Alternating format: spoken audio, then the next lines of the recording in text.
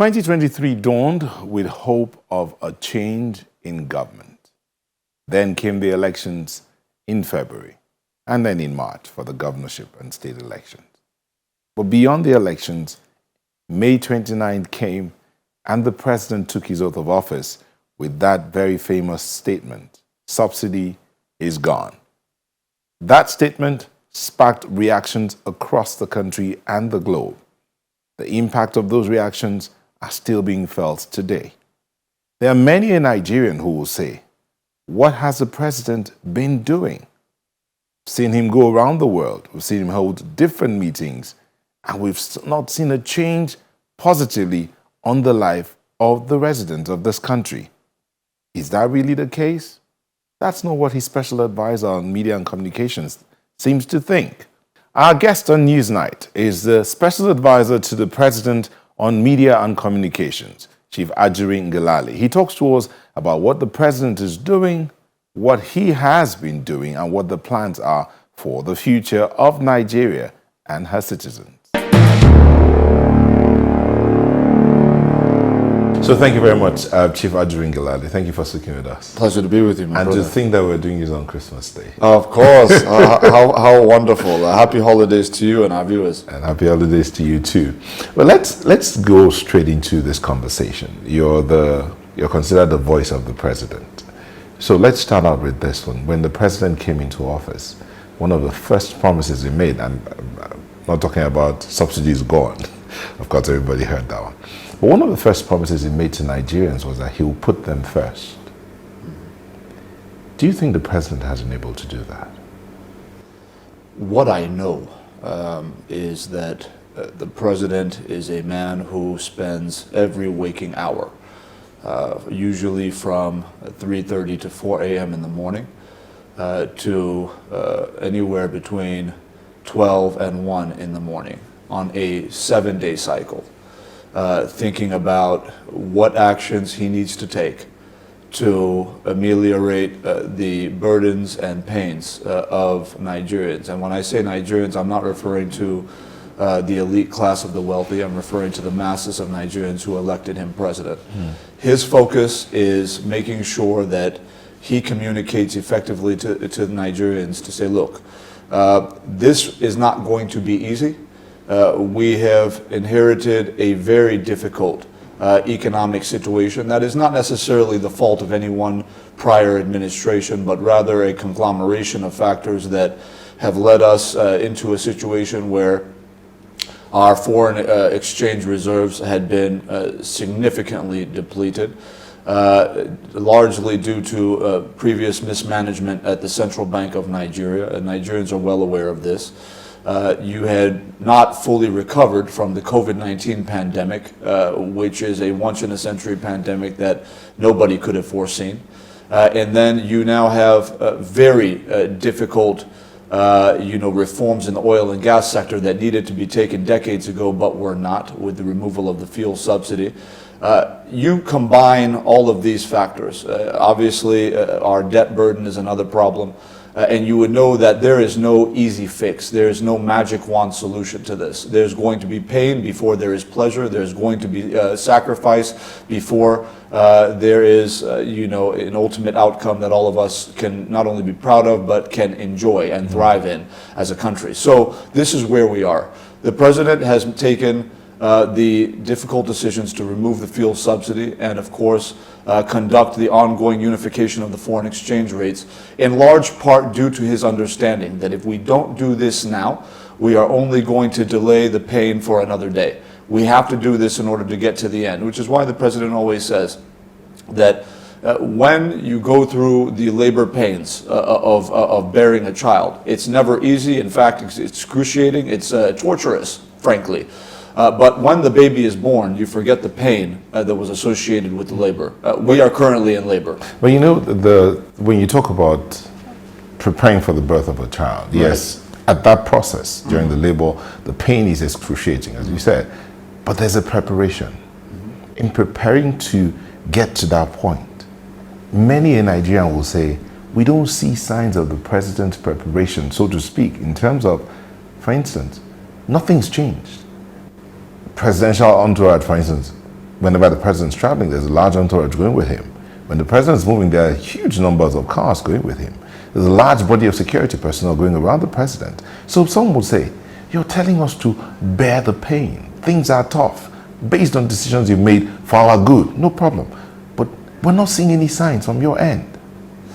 I think that this is a mischaracterization, frankly. When you look at the delegations that went to COP28, for example, because I think this is what you may be citing, it is very clear that when you look at the scope and scale of our nation, with the largest black nation in the world, the largest population in Africa, the largest economy in Africa, the largest democracy in Africa, and the largest energy producer in Africa, and we're going to a summit that is dealing in large part with a transition away from fossil fuels. If you look at the fact that other delegations that went to COP28 from much smaller countries, smaller economies, smaller populations, smaller even in geographical size, like Ghana, who sent over 600 to COP28. If you look at other countries such as Brazil, that are maybe closer in terms of size and scale, they sent over 3,000 to COP28.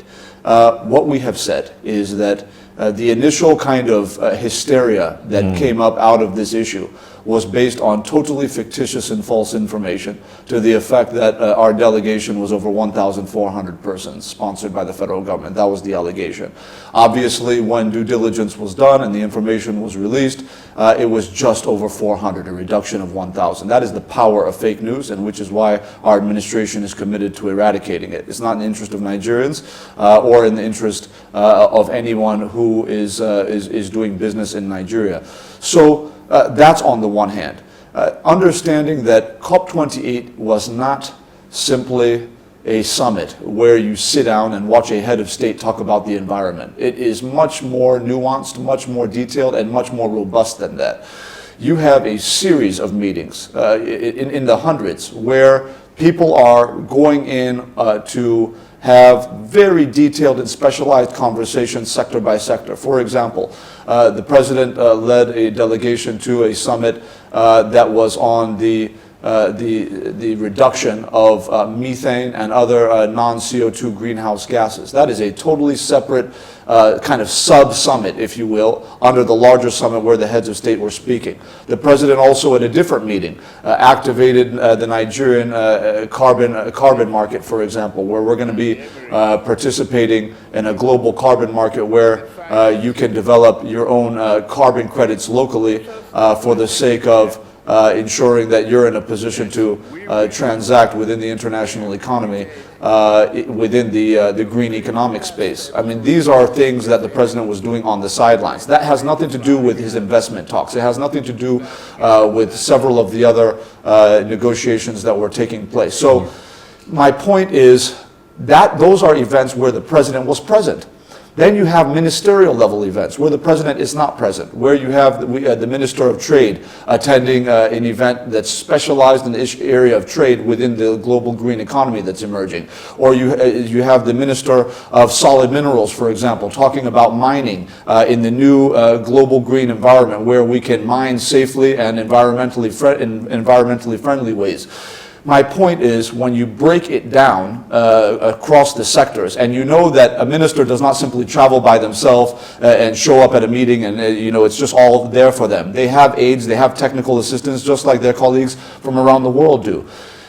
My point is, I think there is a lack of a nuanced understanding of, if I can just land on this, a nuanced understanding of statecraft, and how these summits work and the complexity of what's involved with these annual global summits, particularly when you're a big and important nation as Nigeria is. You know, when you sit down to break it down, it makes sense. But to a lot of people, it won't make sense because they're not carried along. Which is why we have to communicate to them. Exactly. So how much of communication is going on between the governed and the government?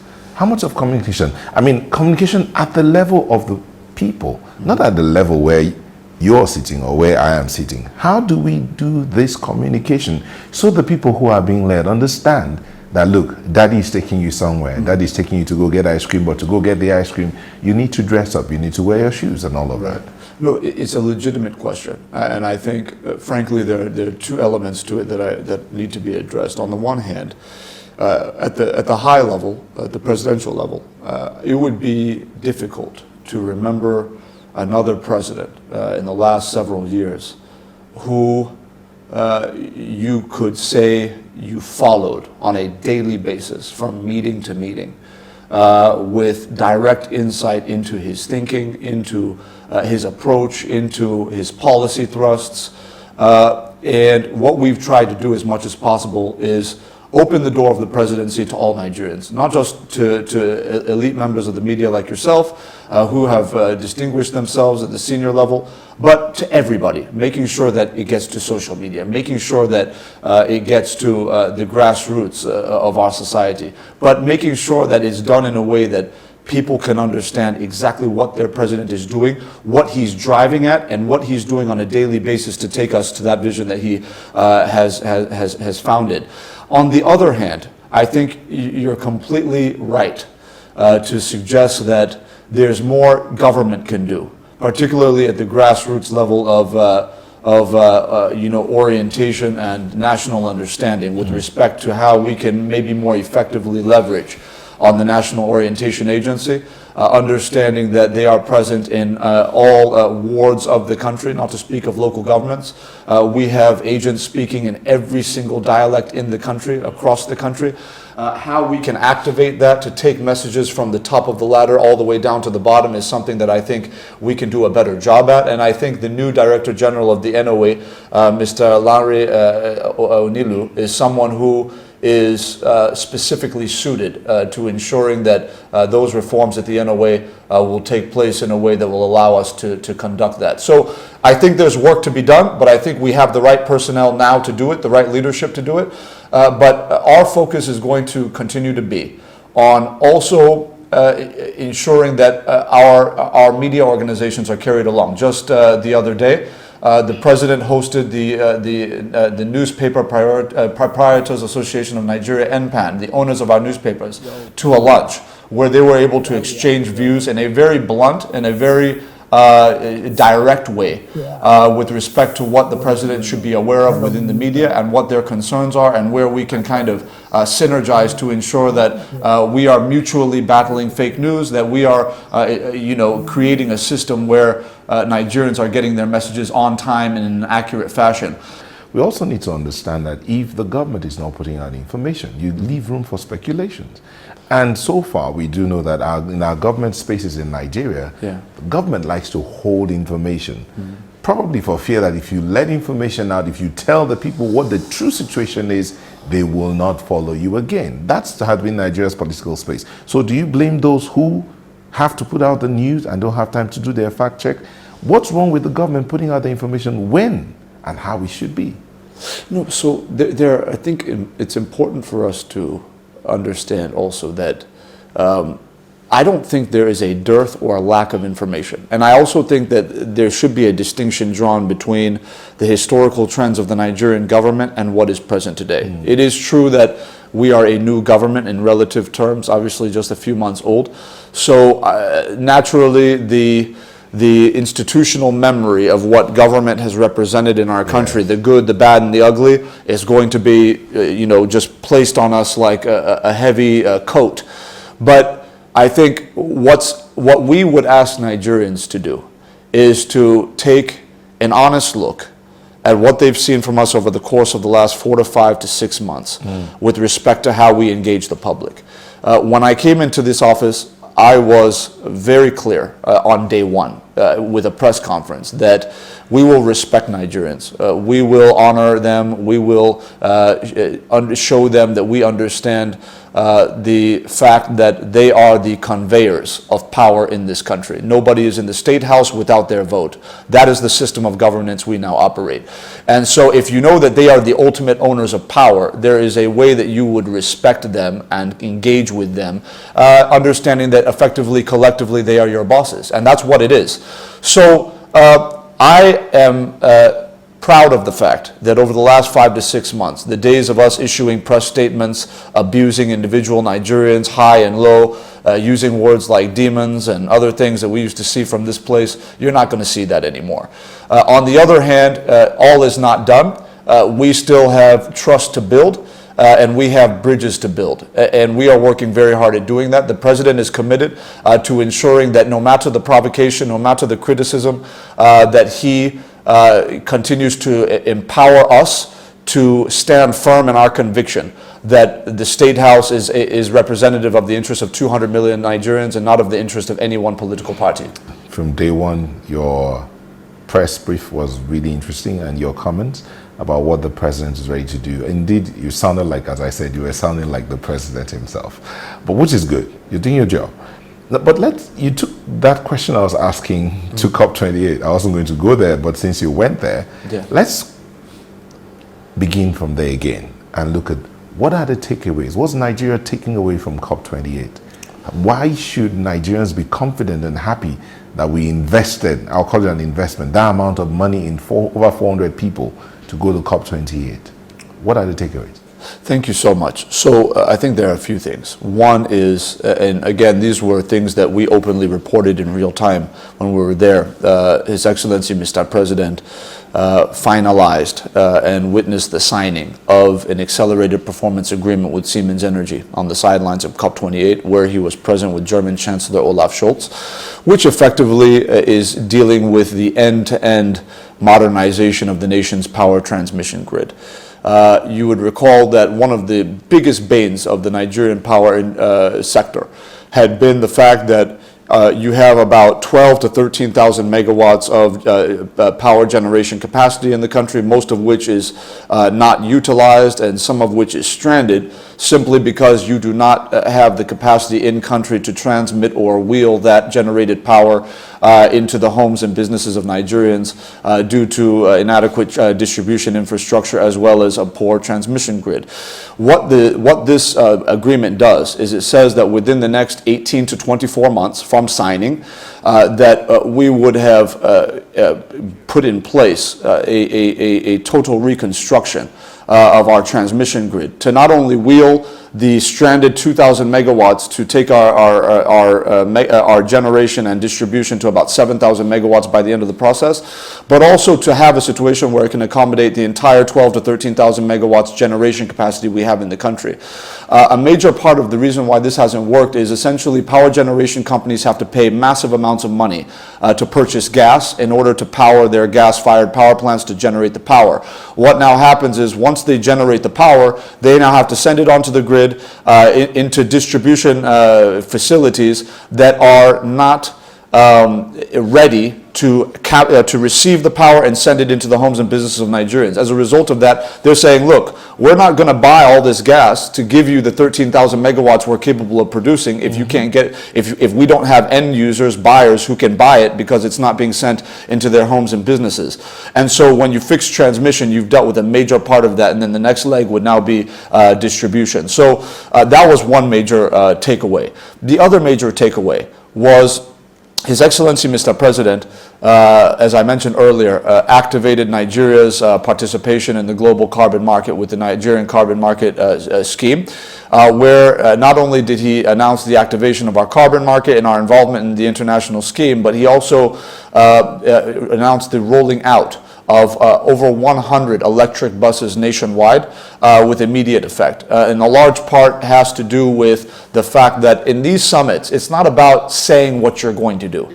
It's about demonstrating actions you've already taken and also demonstrate and showing clearly what you're going to do in the immediate term, so that when you're asking for green investment, you're asking for electric car and electric bus manufacturers to come into Nigeria to build their assembly plants, to employ Nigerians, to enhance our tax revenues, that you're speaking from a base of credibility. What have you done to show us that you're serious? The president laid out a series of actions. He was able to lay out to the international community, not just at COP28, but also being the only head of state in the world to have an exclusive op-ed on CNN.com's global website, laying out his vision for a green economy for Africa. He essentially said, look, first of all, we have made billions of dollars of investment in solar panel production and proliferation across rural communities over the last several years. He made that case to the international community. He said, look, we have empowered tens of thousands of young people across local government areas of the Federation to plant 250,000 trees every single year since 2019. It began under President Muhammadu Buhari in view of President Buhari's commitment, I believe, at COP25 or 26. That is being done. The president said, look, we are moving aggressively from oil with respect to our investment focus into gas, because we understand that that is a cleaner mode, and it's also one that is going to be sustained beyond when oil, for example, when petroleum resources are, at least liquefied petroleum resources are viable. So he's making the case that in everything we're doing, whether it is our commitment to zero gas flaring by 2026, or whether it's our commitment recently with Germany, there was an agreement signed with a major German energy firm to essentially take all Nigerian flared gas and convert it into high-grade commercial gas exports for onward distribution to European energy markets by 2026. We signed that also in Berlin, Germany, during the G20 Compact with Africa Summit.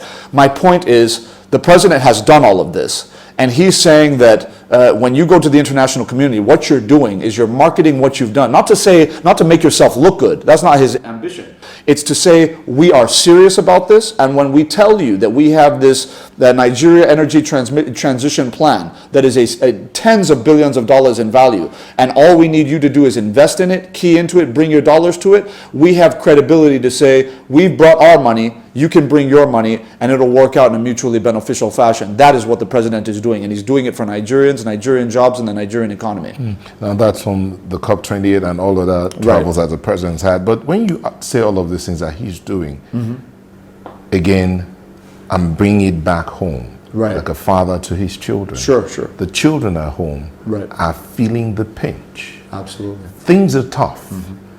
And they are not seeing or hearing their father speak to the toughness of things.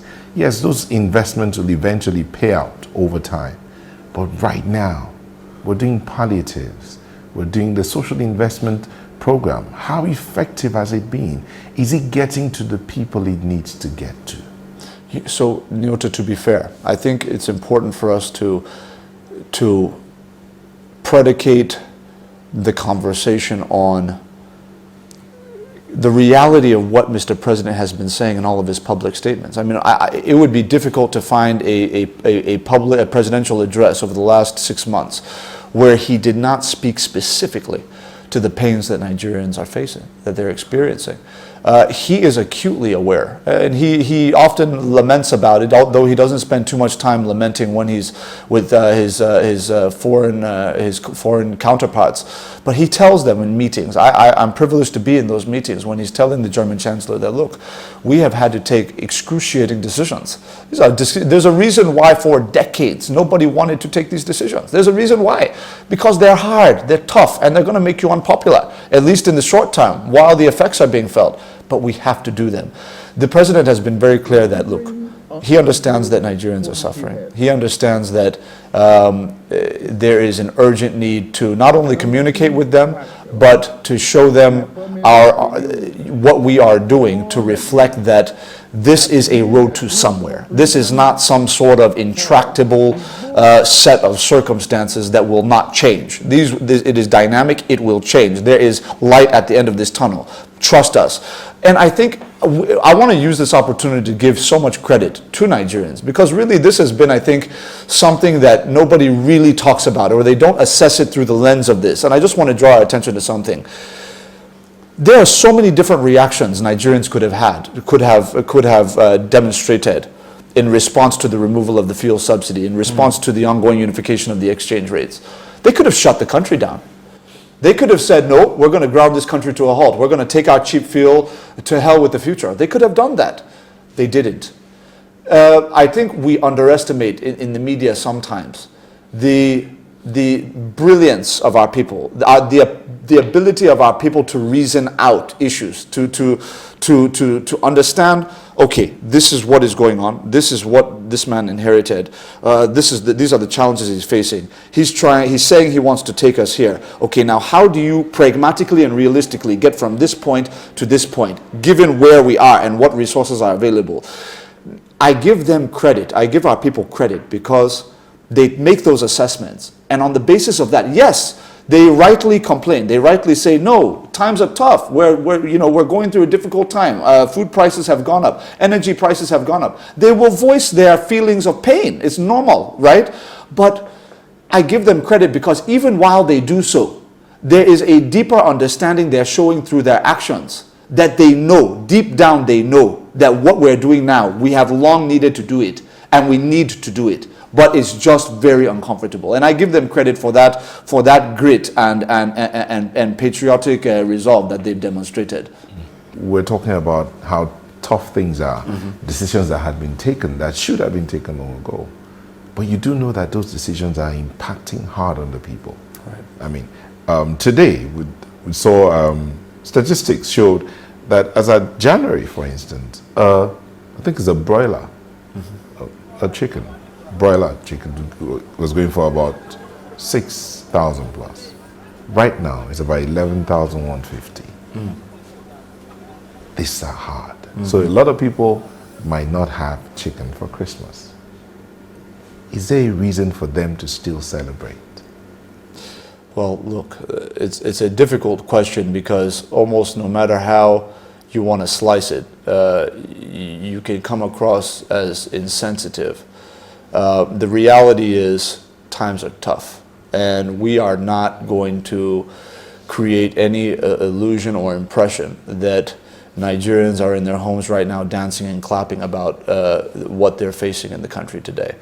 Our responsibility is to ensure that we communicate the reality of what we are grappling with and what we are doing to take Nigerians out of the economic quagmire in which we have found ourselves.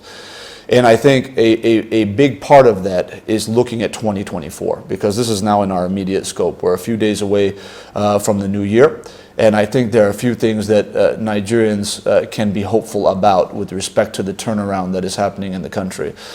One is the immediate establishment of the federal student loan program under the leadership of President Bola Ahmed Tinubu. And this is a direct consequence of the patriotic resolve of our people to allow Mr. President take these difficult decisions and sustain those difficult decisions made. Why do I say that?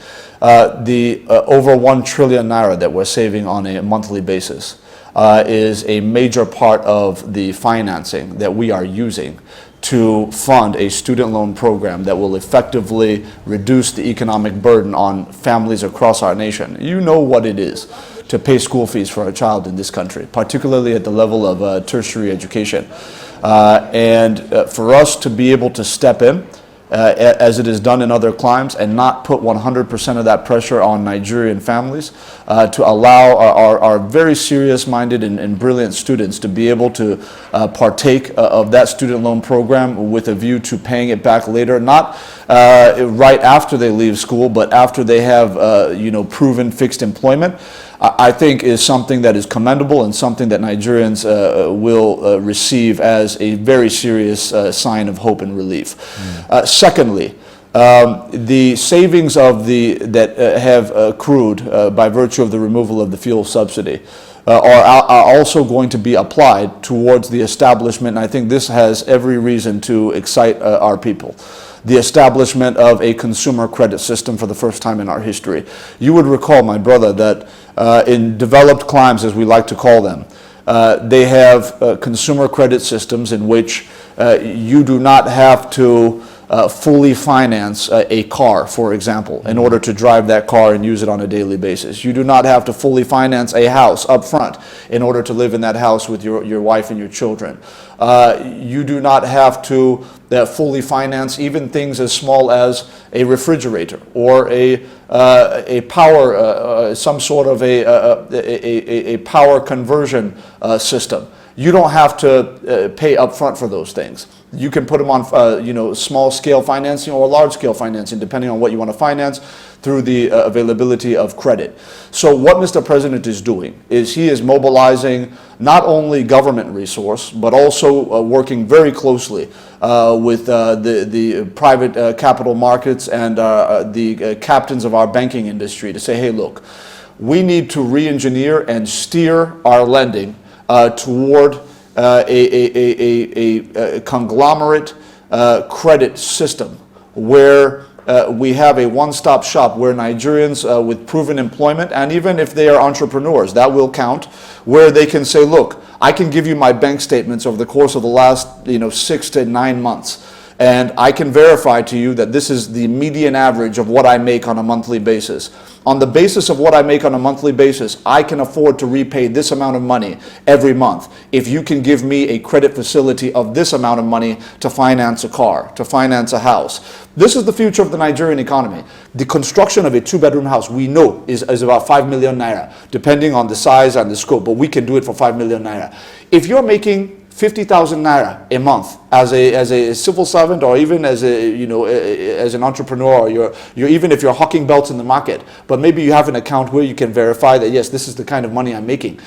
We can easily take that 50,000 naira salary that you're making on a monthly basis and say, look, based on this 5 million naira house for the next number of years, you can pay 15,000 naira for that house, and we're not looking for interest, we're not looking for profit.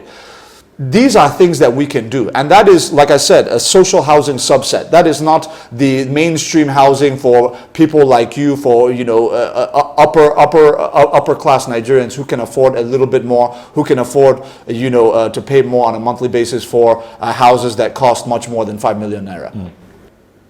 Our President Bola Tinubu, when he was governor of Lagos, had a housing scheme, and there's a limit to what you can do as governor with your resources and what's available. But as governor, he did this for the civil servants in the Lagos state government. He created a housing scheme where he said, look, you will pay a contributory sum of money from your salary, from like frontline charge, frontline charge from your first line charge from your salary. You pay it. In exchange, you will have a house that you will be financing on a monthly basis based on that deduction from your salary. It has been done before. So my point is, it sounds like utopia when presidential spokesperson is saying it, because it's not what we have seen in the mainstream national landscape of our country. But many times we don't really know what subnational administrators have achieved, because it's never the focus of the entire country. It's only the focus of those in that state. So I'm telling you today, verifiably, that Mr. President has done it before. What he's now saying is, I'm not telling you a pie in the sky promise or selling you false hope. I'm telling you what I have done before. And I'm telling you that as President of Nigeria, with the resources I am amassing, with the removal of the fuel subsidy and many of the other innovations that we're bringing into governance, I am able to create a pool of funds that we can now use to establish this consumer credit system, to mainstream nationally what I've already done in Lagos State. That is the position of the president. You see, the president is one that, as you said, few words, many actions. And talking about words and many actions, this is the administration that has the largest number of ministers. The largest cabinet is this administration. And came in on one of the grounds on which this administration came in was cutting cost of governance. We have this number of ministers, and it looks as if it's the same old, same old. Each minister has at least, how many cars? 3 or 4 cars, each minister, plus the trucks that go with them, and the policemen. Each minister has at least 6 policemen for security personnel guarding him, besides the DSS personnel that work with him. How does all of that amount to cutting down cost of governance? It's a fair question, Nyota. Let's appreciate that if we're going into the nitty-gritty detail of what the cost implication of each minister involves is, that you would have to appreciate the fact also that many of the cars and trucks and vehicles that you're referring to are already there from previous administrations. That's number one. Number two, the policemen you cite are employed policemen. They have been employed and they will be employed. Those are not new costs. But it is fair to say that we do have more ministers than previous governments. And those policemen could be deployed to secure the country instead of securing individuals. Well, there's a point to this, though. If there's no added value to having these ministers on board, then your perspective, I think, would be best received. But I think we made a very clear and pragmatic calculation that we have a problem in our government, particularly at the federal executive level, cabinet level, of a lack of specialization. Let's be very pragmatic about this. Under His Excellency President Muhammadu Buhari, you recall we had a minister by the name of His Excellency Babatunde Fashola, who was appointed in 2015 as the Minister of Power, Works, and Housing. This is one man. The Ministry of Power alone is enough for more than one person. Not to talk of one person, but one person can carry it fine. Works, you're talking of all federal expressways, all federal roads in the country. Tens of thousands of kilometers of road across our nation under the view of one person, going across the length and breadth of our country, not just reviewing the roads in real time, physical inspections, but then dealing with the regulatory frameworks, dealing with the mobilization of public-private capital, dealing with making sure that contractors across the country and all these various nooks and crannies are doing what they're supposed to do according to specification in the contracts. And then we now talk about housing. Think about the millions of Nigerians that have. My point is very clear. If the idea is about cutting cost of governance at the detriment or expense of service delivery, then you will know that there is wisdom in Mr. President's approach by saying, look, we need to enhance specialization so that a minister will not come to me in 2025 if I'm President Bola Tinubu and he will say, well, sir, you gave me this mandate, sir. I'm only one person, sir. This is and they can make excuses. The president is saying, no, you're going to have one portfolio, you're going to manage that, and I'm going to hold you directly responsible for whatever happens within that portfolio. This is why you saw so many different ministries being split under the leadership of His Excellency Mr. President. And he believes that this is the right step to take, to not only ensure accountability on the part of those who have been appointed, but to ensure that when you have one professional, one minister who is overseeing that ministry, he's in a position to not be overburdened by too many different responsibilities. They can focus on that ministry line, that mandate that they've been given. And I think there's wisdom in Mr. President's approach, even if it involves a little bit more expenditure. But you know, one of the things I've had, one of the challenges we've had in the country is the president giving directives, and those directives or policies are followed through and through. How is the president going to ensure that all of these things are followed through? It's a fantastic observation. It is true that we have, I think in past years, had a situation where officials have essentially done what they wanted, and there's been a feeling that leadership in the country had not looked into either malfeasance or incompetence where it existed. I think that history is there. I do also think that we have elected a president who is a private sector man. And I think people don't quite appreciate what the difference is between having someone who is a private sector man as against those who have been part of the public administrative system in the country their entire careers. What he brings to bear through his private sector experience is the notion of performance first, results-oriented governance. Either you deliver or you don't. If you don't, you get out. If you do, you stay. The reward for hard work is more hard work. That is not just a slogan for him. This is how he lives his life. So his view is, look, yes, on the one hand,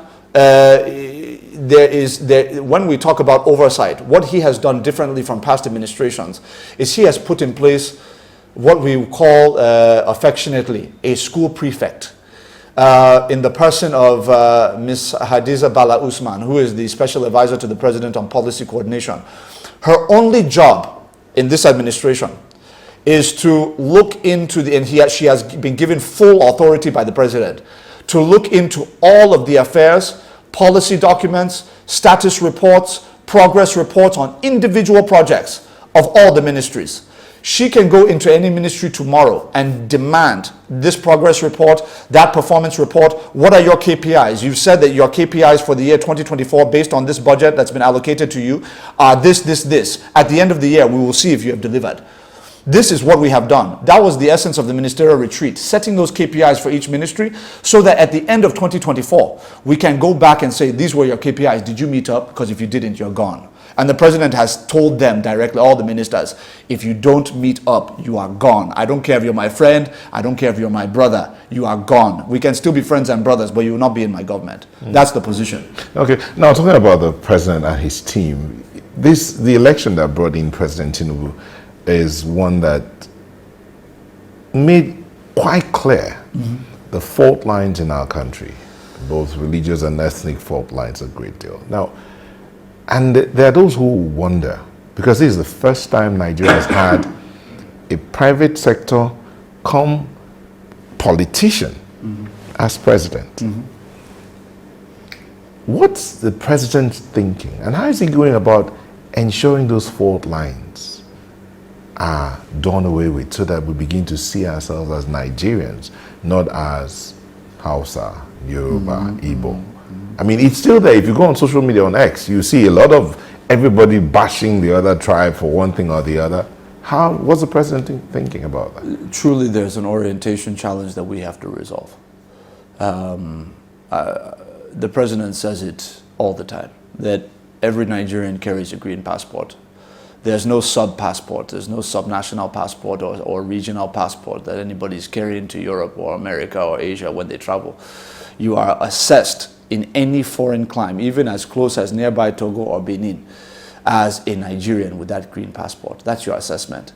So any other toga that people are wearing, it's not to say that they should not be proud of their ethnic heritage or their religious affiliation or things of this nature. You be proud of those things.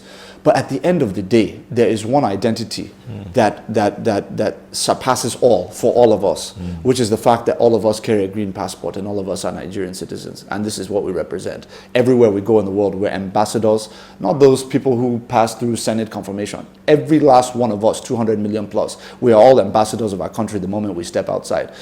Yes, we all want the Nigeria of our dreams, and we're working assiduously to achieve that. But as we do so, we should, I think, get to a point where we understand that electioneering and the process of campaign, it ends and governance begins. At the point when governance begins, when court, for example, has settled litigation, we should be able to look at ourselves and say, you know what, we can pick up this battle or this fight again in 2 or 3 years. But for now, what we have of mutual interest is that I have a child that is growing up in this country. My children go to school here. I want my child to enter a good school. I want to know that if my child gets sick, he or she is going to a hospital that will not kill him.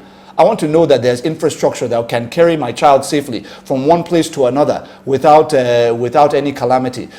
This is the nation we have to build, and it's not APC that will build it. It's not PDP or Labour Party that will build it. It is Nigeria and Nigerians that will build it. So we need everybody, and that's the message. President Bola Tinubu needs every Nigerian to key into what he's doing. This is not a partisan issue, and we will not treat governance as a partisan issue so long as he is in authority. So talking about partisan issues, the president has been invited to look into issues going on in states, and one will begin to wonder, he was one of those that fought for the democracy, for the return of democracy. He talks about federalism. But as things are right now, we don't really see that independence of states and, separate from the center, so to speak. It's there in words, it's there in the Constitution, but hardly do we see it practicable. So put that to one side, and then let's also look at this other matter of the parties and the political parties and what's going on. Rivers State, for instance, something happened in Rivers State. 2 parties are more or less appear to be fighting for that one seat, the APC, the PDP. And the president was invited to step in. Does that say anything about separation of powers or separation of the different sides, allowing the states to run their thing and all of that? How's that working out? Well, I think there are 2 separate issues here. One, indeed, that's why I said right. I think on the one hand, there's political management, and then there is the management of the governance framework of the country. That's why I said 2 separate things. If we're talking about governance framework, obviously there's a clear separation of powers, right? The states have their own budgets, they have their own constitutional obligations with respect to the provision of primary health care and land access and so many other things that we all know.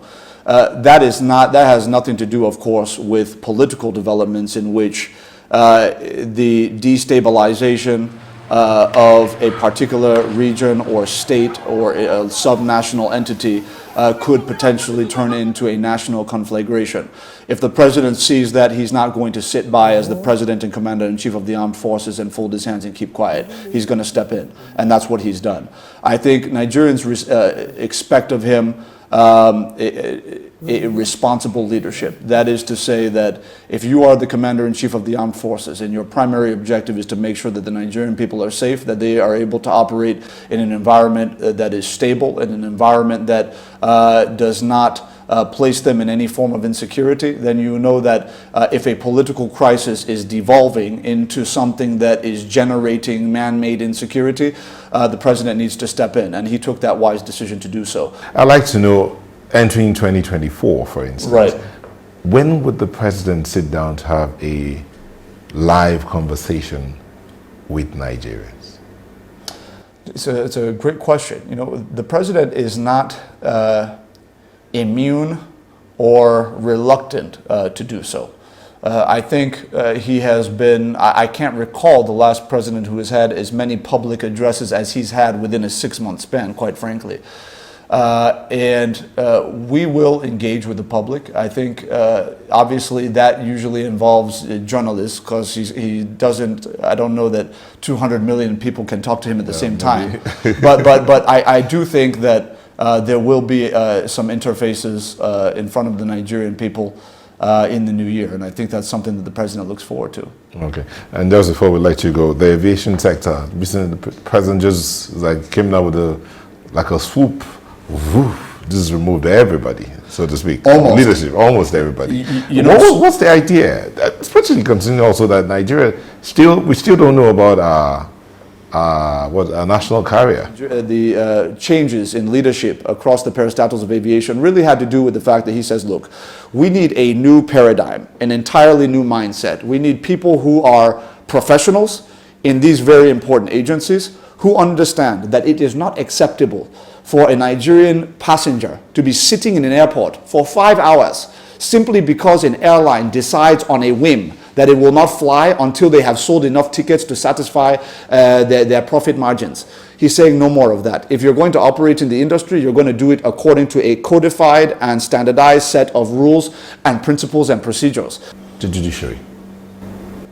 Some people, many Nigerians, feel like the president has taken hold of the judiciary. He owns the judiciary, so to speak.